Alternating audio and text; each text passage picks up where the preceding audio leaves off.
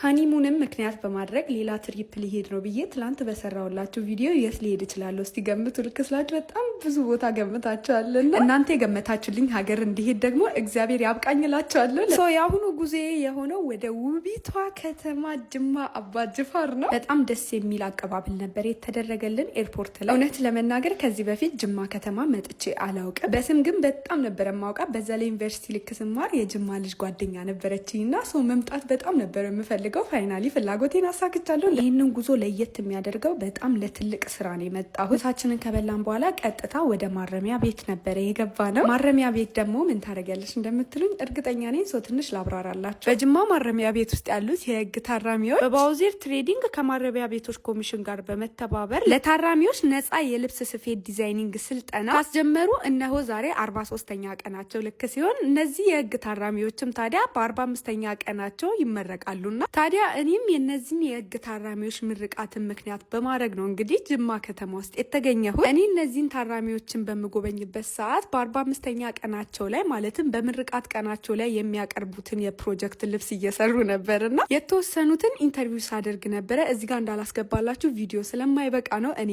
ማብራራላችሁ። ባውዘር ትሬዲንግ በሰጣቸው ስልጠና በጣም ደስተኛ እንደሆኑና ከጠበቁት በላይ በጣም ብዙ እውቀት እንዳገኙ ነበረ ሲነግሩኝ የነበረው። በማረሚያ ቤት ውስጥ ሆኖ ነፃ የትምህርት እድል በማግኘታቸው በጣም ደስተኛ እንደነበሩ ሲያስረዱኝ ነበረ። በምርቃት ቀናቸው ላይ ምን አይነት ፕሮጀክት ሰርተው እንዳቀረቡ እንግዲህ የምርቃቱ ቀን ማሳያችሁ ይሆናል። እስከዛው ድረስ ባይ